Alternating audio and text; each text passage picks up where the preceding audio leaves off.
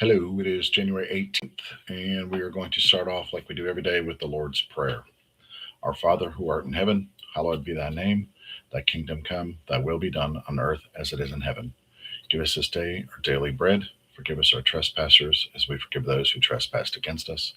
Deliver us from evil, for thine is the kingdom, the power, and the glory forever and ever. Amen. So we are going to read from Genesis 37 1 through 38:30. Matthew 12:22 through 45, Psalm 16:1 through 11, and Proverbs 3:30 through 32. January 18th. Here we go. Genesis 37:1 through 38:30. Meanwhile, Jacob had settled down where his father had lived, the land of Canaan. This is the story of Jacob. The story continues with Joseph, 17 years old at the time, helping out with his brothers in herding the flocks. These were his half brothers, actually, the sons of his father's wives, Bilhah and Zilpath. And Joseph brought his father bad reports on them. Israel loved Joseph more than many of his other sons because he was the child of his old age, and he made him an elaborately embroidered coat. When his brothers realized that his father loved him more than them, they grew to hate him. They wouldn't even speak to him. Joseph had a dream. When he told it to the brothers, they hated him even more. He said, "Listen to this dream I had. We were all out in the field gathering bundles of wheat. All of a sudden, my bundle stood straight up, and your bundle circled round it and bowed down to mine." His brothers said, "So, you're going to rule us. You're going to boss us around." And they hated him more than ever because of his dreams and the way he talked. He had another dream and told this one to his brothers. "I dreamed another dream that the sun and the moon and 11 stars bowed down to me." When he told this to his father and brothers, his father reprimanded him. What's with all this dreaming? Am I and your mother and your brothers all supposed to bow down to you?" Now his brothers were really jealous, but his father brooded over the whole business. His brothers had gone off to Shechem, where they were pasturing their father's flocks. Israel said to Joseph, "Your brothers are the flocks of Shechem. Come, I want to send you to them." Joseph said, "I'm ready," he said. "Go and see how your brothers and flocks are doing and bring me back a report." He sent him off to the valley of Hebron to Shechem. A man met him as he was wandering through the fields and asked him, "What are you looking for?" "I'm trying to find my brothers.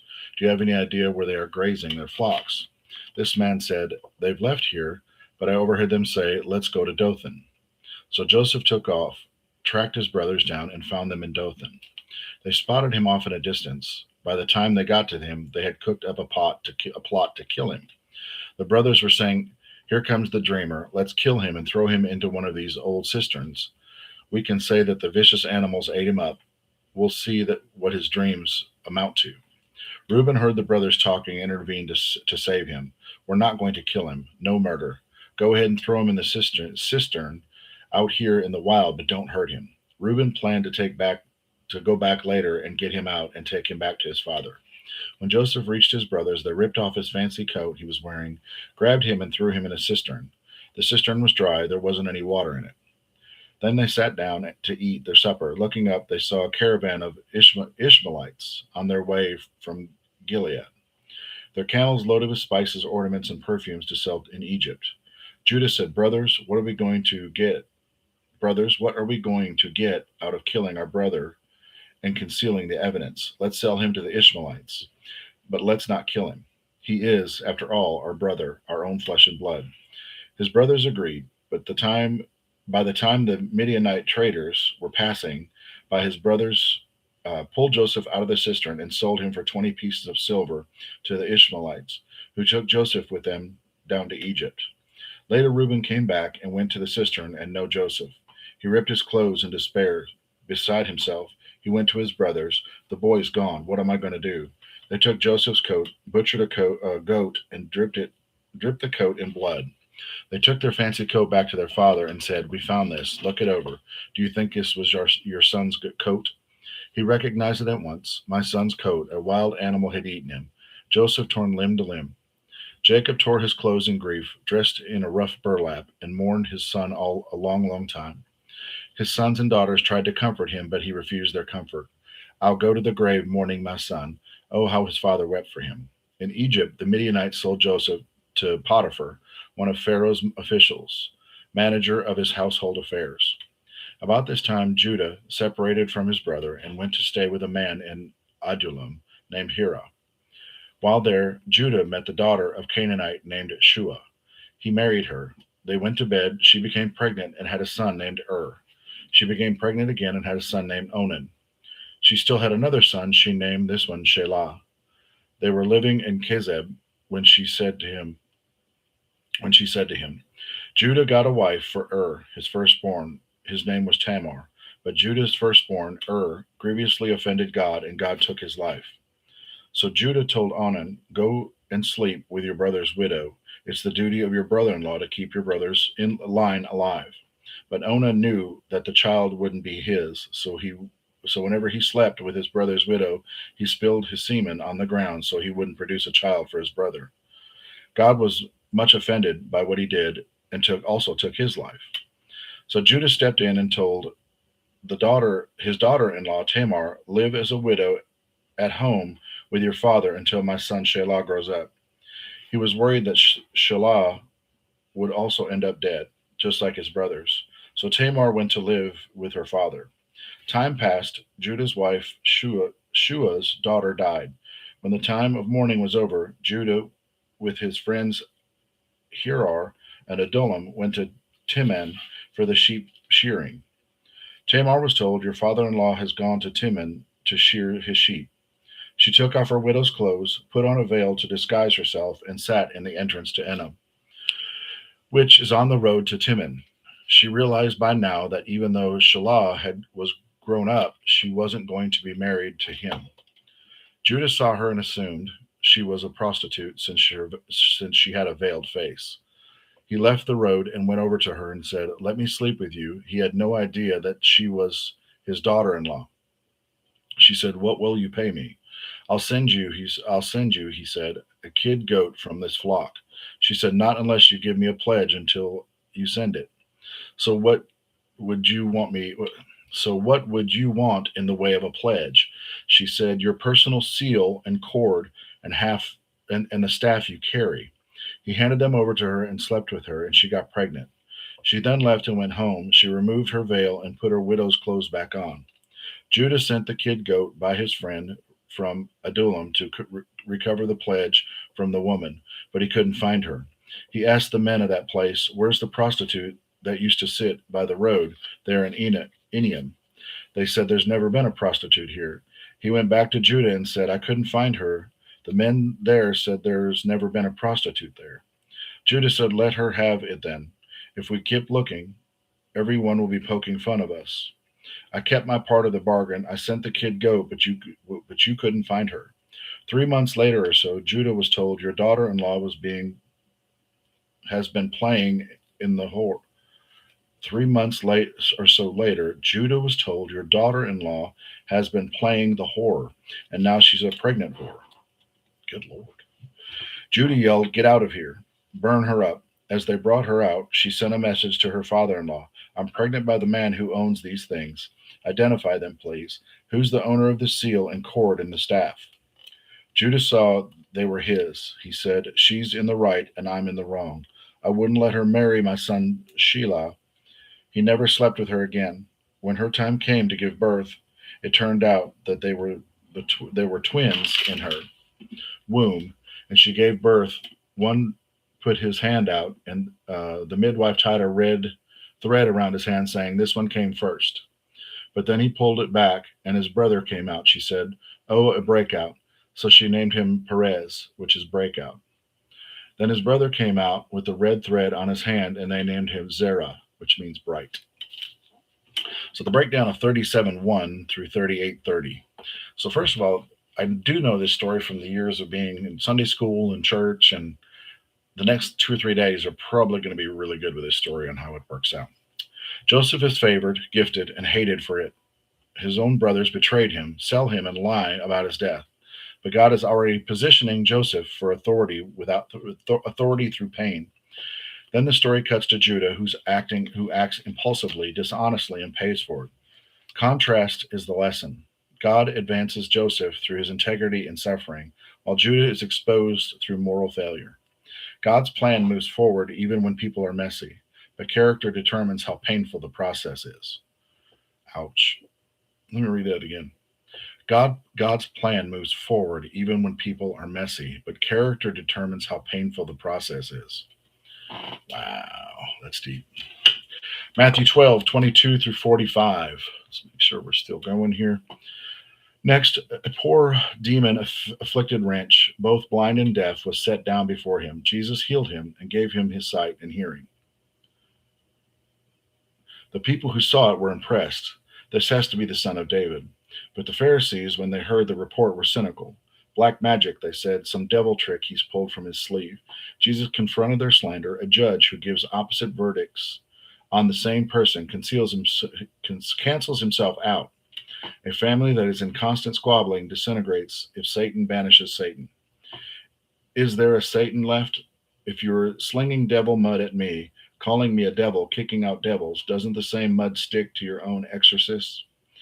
But if God's power and I am sending the evil spirits packing, then God's kingdom is here for sure.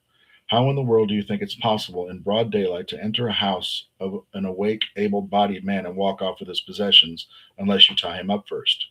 Tie him up, though you cannot clean him out. This is war, and there is no neutral ground. If you're on my side, if you're not on my side, you're the enemy. If you're not helping, you're making things worse. There's nothing done or said that can't be forgiven. But if you deliberately persist in your slanders against God's Spirit, you are repudiating the very one who forgives. If you reject the Son of Man out of some misunderstanding, the Holy Spirit can forgive you. But when you reject the Holy Spirit, you're sawing off the branch on which you're sitting, severing by your own perversity all connection with the one who forgives. If you grow a healthy tree, you'll pick healthy fruit. If you grow a diseased tree, you'll pick from worm eaten fruit. The fruit tells about the tree. Ouch. That hits some of us, doesn't it? You have minds like a snake pit. How do you suppose what you say is worth anything when you are so foul minded? It's your heart, not the dictionary, that gives meaning to your words. A good person produces good deeds, the words season after season. Even an evil person is blight on the orchard. Let me tell you something. Every one of these careless words is going to come back to haunt you. There will be a time of reckoning. Words are powerful. Take them seriously. Words can be your salvation. Words can also be your damnation. Later, a few scholars and Pharisees cornered him. Teacher, we want to see your credentials. Give us some hard evidence that God is in this. How about a miracle? Jesus said, you're looking for proof, but you're looking for the wrong kind. All you want is something to titillate your curiosity, satisfy your lust for miracles. The only proof you're going to get is what it looks like when it looks like the absence of proof. Jonah evidence. Like Jonah, 3 days and nights in the fish's belly, the Son of Man will be gone 3 days and nights in the deep grave. On Judgment Day, the Ninevites will stand up and give evidence that will condemn this generation. Because when Jonah preached to them, they changed their lives. A far greater preacher than Jonah is here, and you squabble about proofs. On Judgment Day, the Queen of Sheba will come forward and bring evidence that will condemn this generation, because she traveled from a far corner of the earth to listen to wise Solomon. Wisdom far greater than Solomon is right in front of you, and you quibble over evidence. When a defiling evil spirit is expelled from someone, it drifts along through the desert looking for an oasis.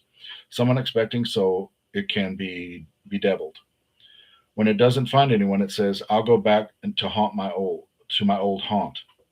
On on return, it finds the person spotlessly clean but vacant.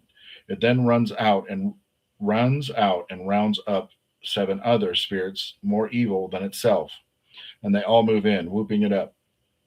The person ends up far worse off than if he'd gotten cleaned up in the first place. That's what this generation is like. You may think you have cleaned out the junk from your lives and gotten ready for God, but you weren't hospitable to my kingdom message, and now all the devils are moving back in. So the breakdown of Matthew 12:22 through 45 says Jesus heals a demon possessed man, and the religious leaders accuse him of working for Satan. Jesus shuts that down. A divided kingdom can't stand. He warns them neutral isn't an option.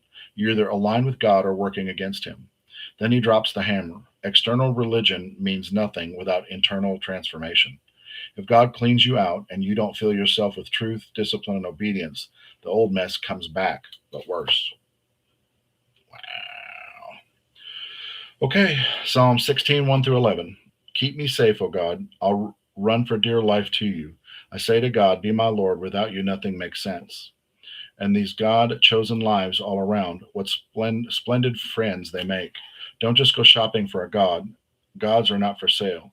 I swear I'll never treat God's name like brand names. My choice is yours. God first and only. Now I find I'm your choice. You'll set me up with a house and a yard, and then made me your heir. The wise counsel God gives when I'm awake is confirmed by my sleeping heart. Day and night I stick with you, God. I've got I've got a good thing going and I'm not letting go. I'm happy from the inside out, and from the outside in, I'm firmly formed. You cancel my ticket to hell. That's not my destination. Now you've got my feet on the life path, all radiant from the shining of your face. Ever since you took my hand, I'm on the right way. The breakdown of Psalms 16, 1 through 11 says David declares full trust in God, not money, not power, not people. God is his portion, his inheritance, his security. Even facing death, David says, you won't abandon me. This is my psalm of confidence. When God is first, fear loses its grip. Joy, stability, and peace follow, not because life is easy, but because God is unshakable. It's all hitting kind of hard, folks. Hope you're paying attention, because I know I am. Proverbs 3:30 through 32. Don't walk around with a chip on your shoulder, always spoiling, excuse me. Don't walk around with a chip on your shoulder, always spoiling for a fight. Don't try to be like those who shoulder their way through life. Why be a bully? Why not, you say? Because God can't stand twisted souls. It's the straightforward who get his respect. So the breakdown for Proverbs 30 through 330 through 32 says, don't start fights for no reason. Don't envy violent or crooked people. Why? Because God despises corruption, but shares his wisdom with the upright. Shortcut success is trash. God's favor rests on integrity, patience, and restraint, even when it looks slower. Lord, I'm living that right now. It's 3 years of being in the still. God's favor rests on integrity, patience, and restraint. Patience. Can have a whole, I don't want to say a sermon, but a whole talk on patience. All right, guys, I will see you tomorrow. Um, Thank you for showing up, Nicole. It's always a pleasure. We will see you tomorrow. It'll be January 19th. I love you. Guys, have a good night.